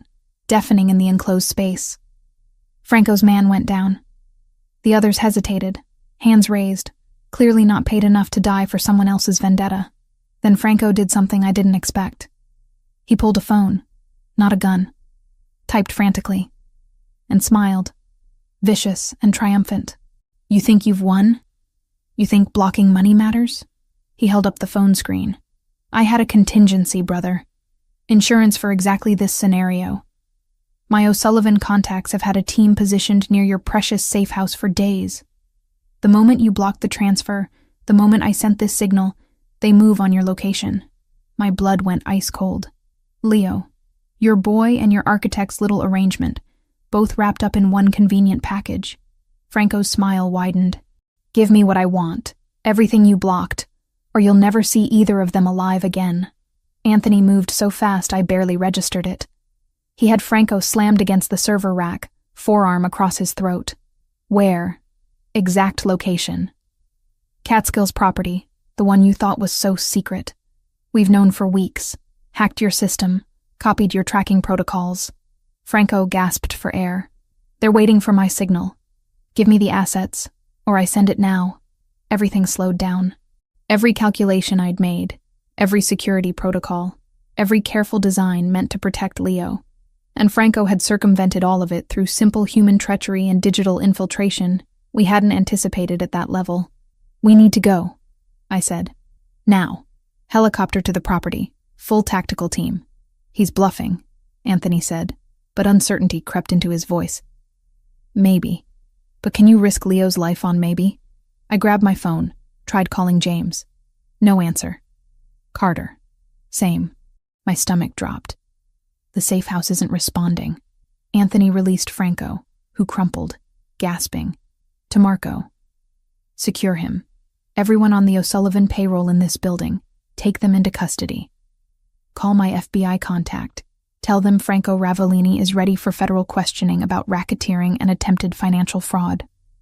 To me, "Let's move." The helicopter was already spooling up when we reached the roof. Dawn was breaking over the city, painting the skyline in shades of blood orange. Appropriate, given what we were about to face. My phone buzzed. Unknown number. I answered. "Miss Cole." The voice was female, cold, efficient. "I represent people interested in concluding this business efficiently. Your young friend is unharmed. Our team encountered more resistance than anticipated at the property. But the situation is now under our control. If you've hurt him, we're business people, not monsters, but business requires leverage. Mr. Ravellini has something we want. When he provides it, the boy is returned. Simple transaction. What do you want? The port. Complete transfer of ownership, properly executed this time without interference. Sign it over, drop all charges against Franco, and the child lives. Refuse, and we demonstrate that family loyalty has consequences." The line went dead. Anthony had heard everything. They have him. Franco's contingency worked. Then we get him back. I held his gaze. Whatever it takes, we get Leo back. The helicopter lifted off, and I found myself falling back on the only thing I knew with certainty. Structural engineering, tactical assessment, problem-solving under pressure. Somewhere in the Catskills, in a house I'd evaluated for defensive capabilities, Leo was in the hands of professional criminals, and I was going to use every piece of knowledge I'd ever acquired to bring him home. 2 hours after the emergency call from the safe house, Anthony's tactical team surrounded the situation with military precision. James had managed one burst transmission before communications went dark. 12 O'Sullivan operatives, professional mercenaries, coordinated ambush at dawn. Carter was down but alive. Leo had been taken. Now we stood in a command center hastily assembled in an abandoned warehouse 15 miles from the safe house. Drone footage streamed across monitors, thermal imaging showing heat signatures inside the property, and 3 vehicles parked in defensive positions outside. "They're using Leo as leverage," Marco reported, studying the tactical displays. "Standard hostage protocol. They'll negotiate until they get what they want, or until they determine negotiation has failed." Anthony's face was carved from stone. "How many inside?" 8 confirmed.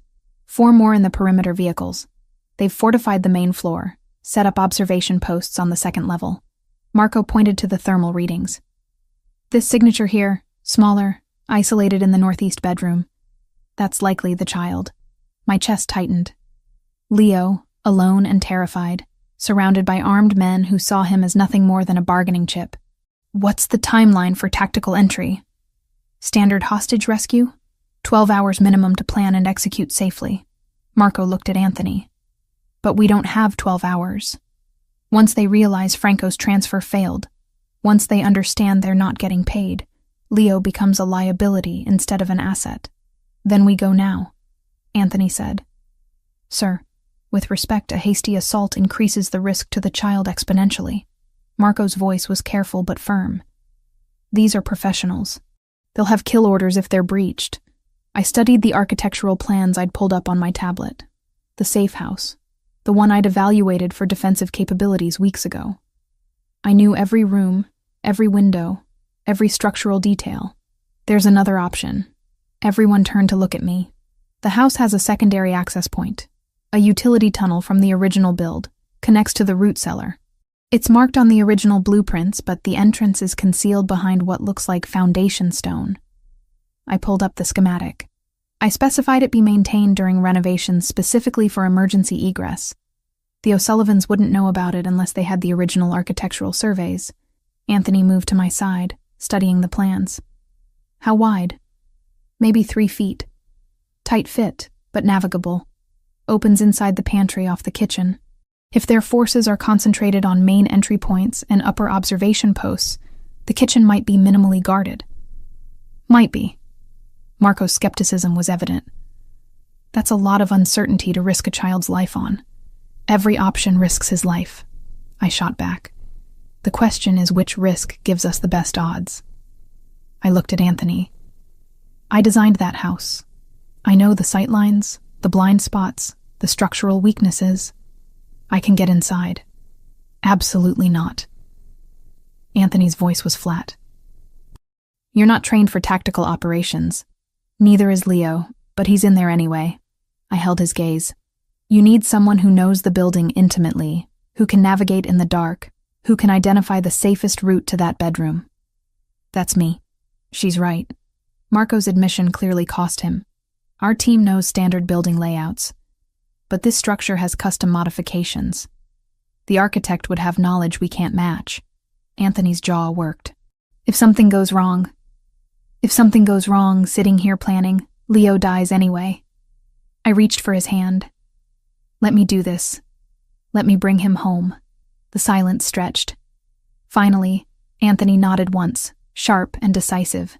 Marco, outfit her with communications and body armor. Light gear, nothing that restricts movement in confined spaces.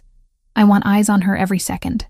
30 minutes later, I was crawling through a tunnel that smelled of earth and old stone, a tactical headlamp providing the only light. Marco's voice came through my earpiece, directing based on drone surveillance above ground. You're 50 feet from the pantry access. No thermal signatures in the kitchen currently, but one hostile patrol passing through every 8 minutes. You'll have a window.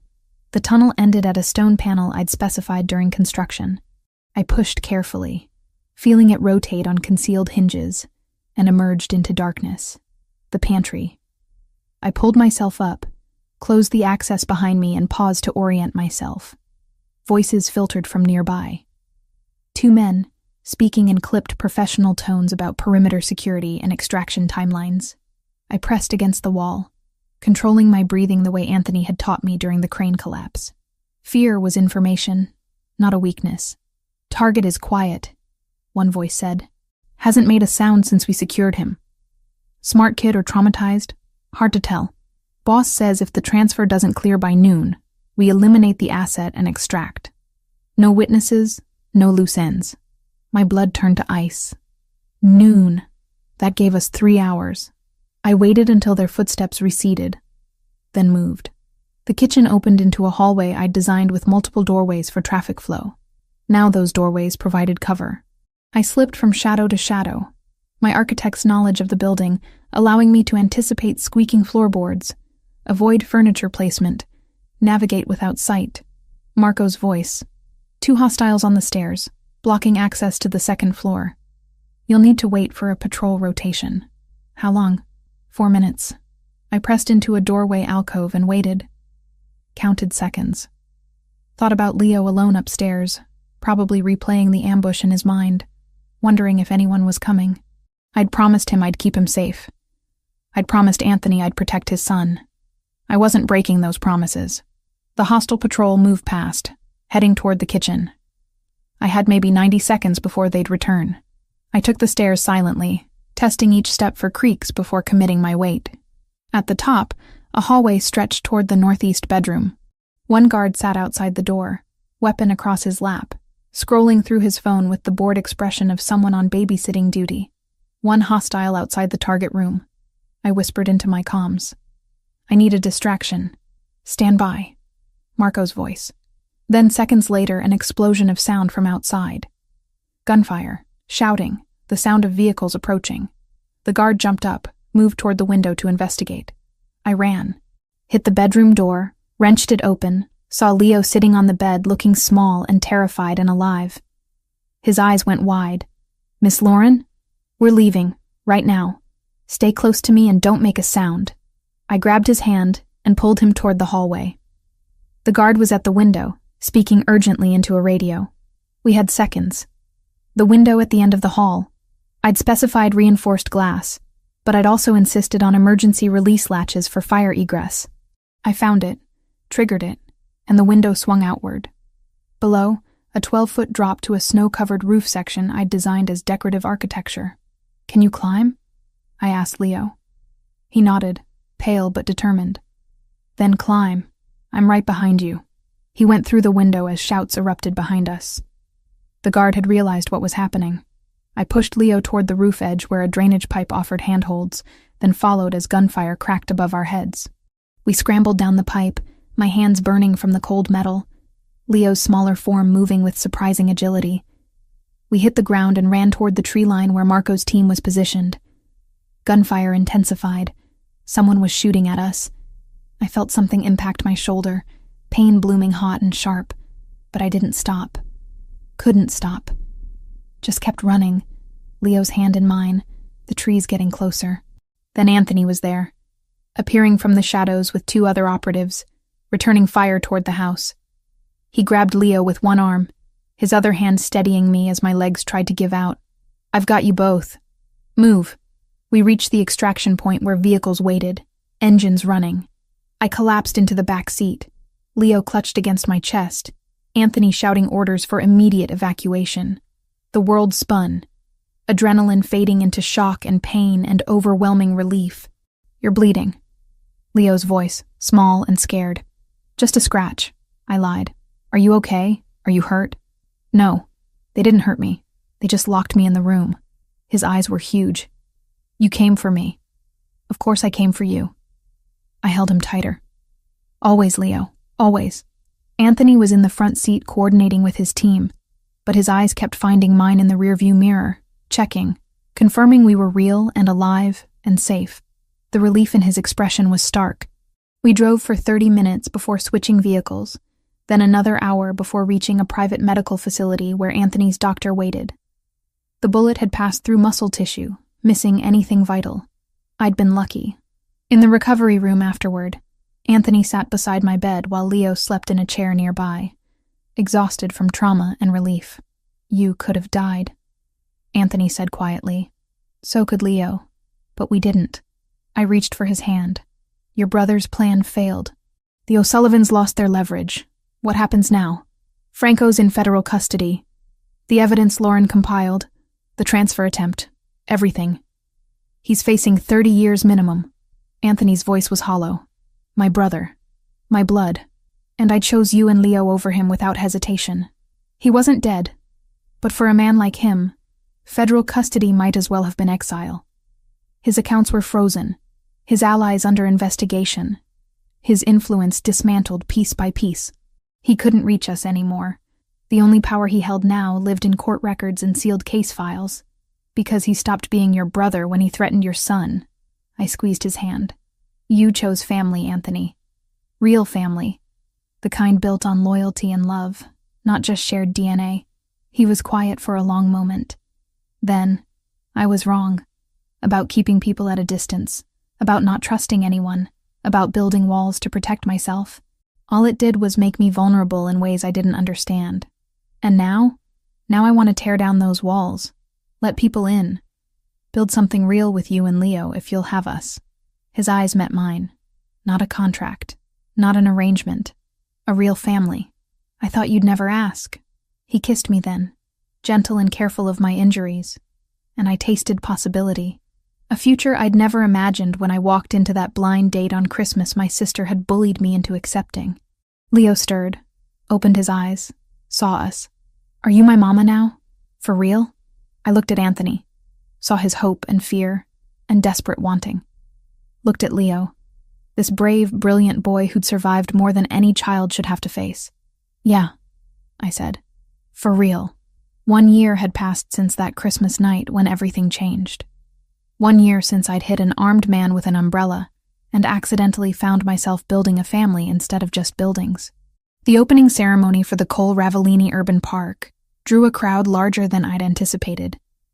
City officials, architectural press, families from the neighborhood who'd watched construction progress over months. The space we'd created stretched across 2 city blocks in Lower Manhattan. Green space carved from what had once been abandoned industrial property.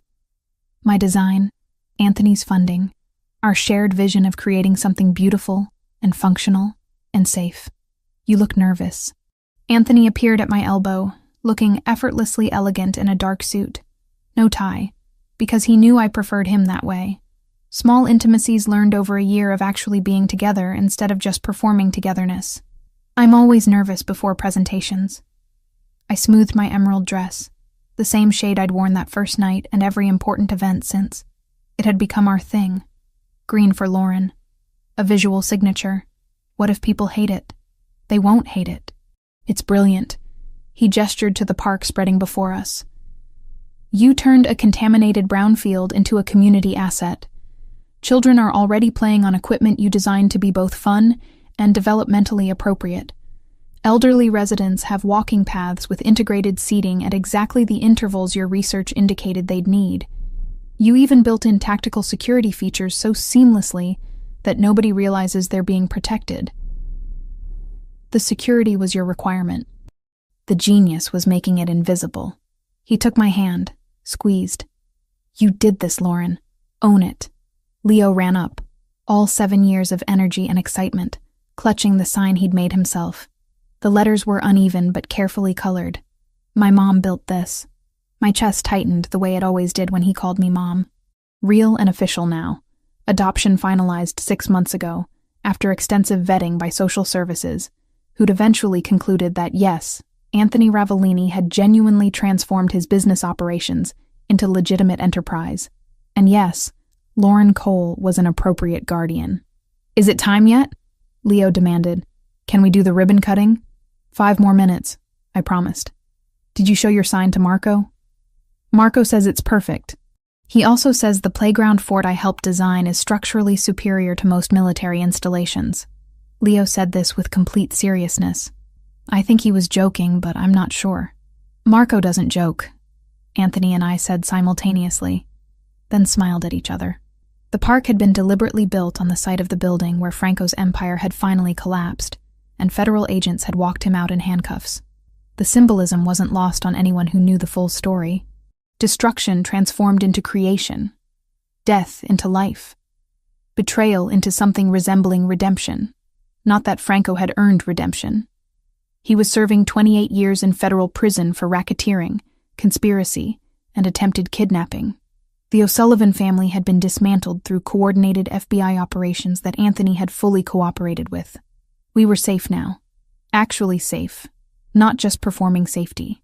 The ceremony began with the mayor's speech about urban revitalization and public-private partnerships. Then my turn. I stepped to the podium, looking out at faces that included my construction crew, my professional colleagues, and the families who would actually use this space. A year ago, I was an architect focused on buildings, I began. Structure, materials, function. I thought I understood design. Then I met someone who challenged me to think differently. To design not just for efficiency, but for protection. Not just for aesthetics, but for life. I found Anthony in the crowd, Leo standing beside him. This park represents what happens when you combine different kinds of expertise. Urban planning and security analysis, childhood development and tactical awareness, beauty and safety. It's built on ground that once represented loss and violence, transformed into space where children can play and families can gather without fear.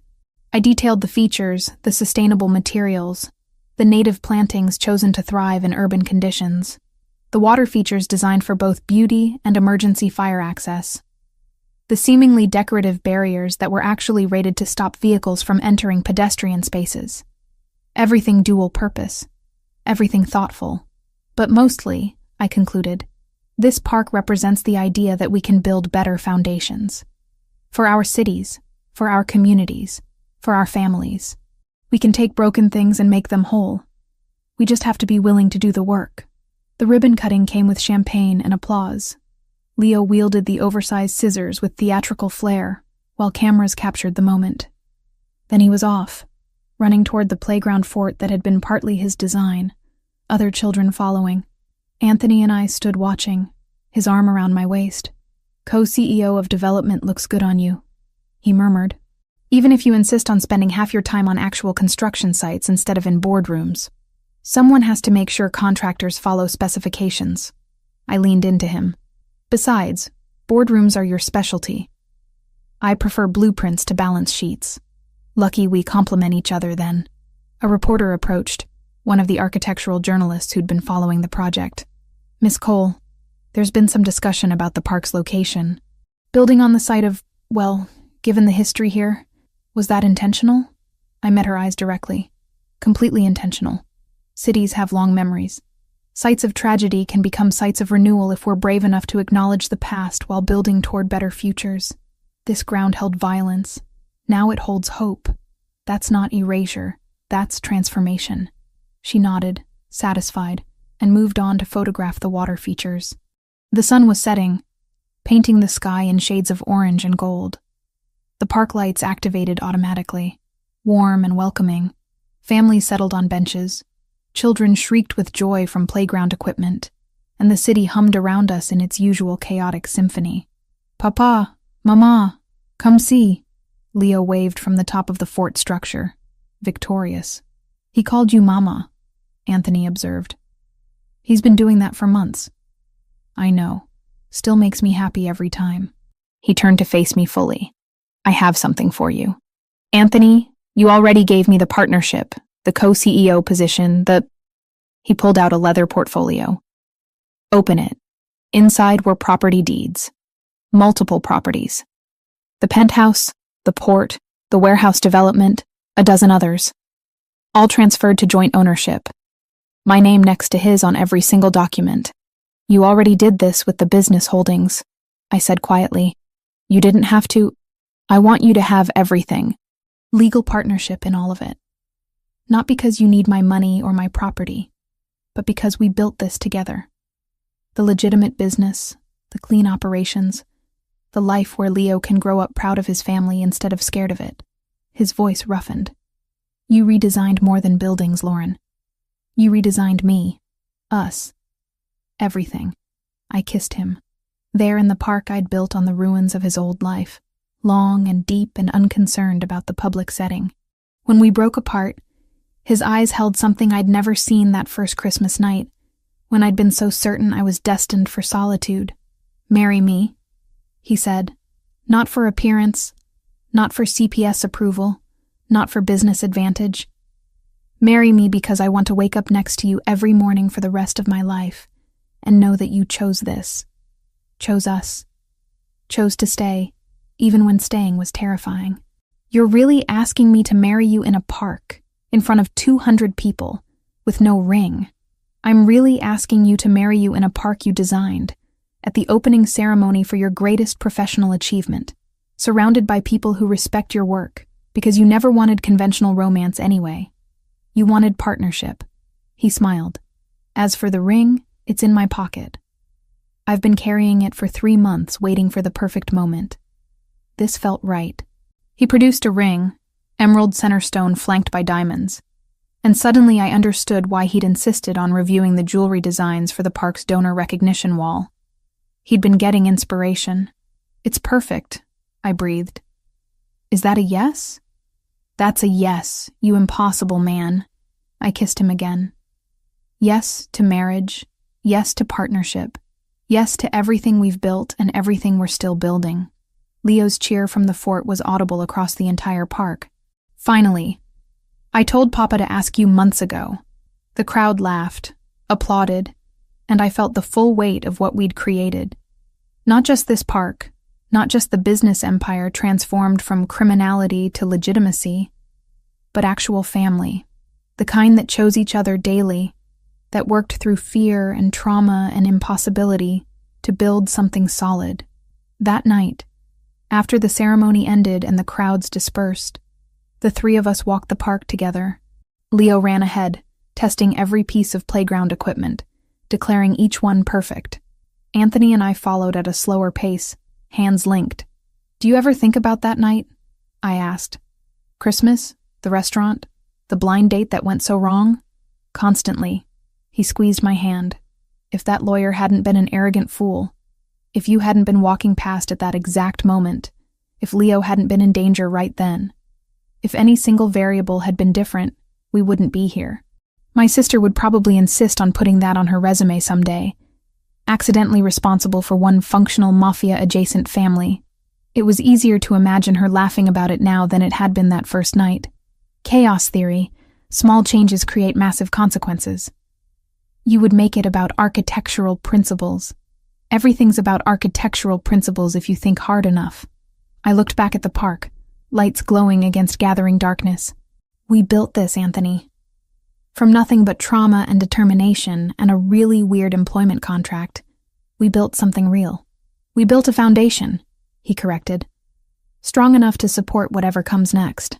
Leo called us over to the replica of the concrete barrier where I'd first protected him, the one Anthony had installed as private memorial. Someone had left flowers there, and Leo was examining them with serious attention. "Why do people leave flowers?" he asked. "To remember," Anthony said quietly. "To honor what happened here and what it became, because bad things became good things." Leo nodded like this made perfect sense to his 7-year-old logic. Like how Franco was bad, but now we have Lauren instead. "That's one way to look at it," I agreed. "I like this way better." Leo grabbed both our hands. "Can we come back tomorrow? I want to test the fort again." "We can come back whenever you want," Anthony promised. "This is ours. Your mama built it for the whole city, but especially for us." Walking home through Manhattan streets, Leo between us swinging from our joined hands, I thought about structures and foundations, and the way good architecture shaped how people lived their lives. I'd spent my career believing buildings were the important work. Now I understood that buildings were just containers. It was the people inside them, the families they sheltered, the lives they protected, that mattered. We'd started with a business arrangement and built a family. Started with fear and created safety. Started with nothing but an umbrella and desperation and built an empire of legitimacy and love. Not a bad return on investment for one disastrous blind date. The end.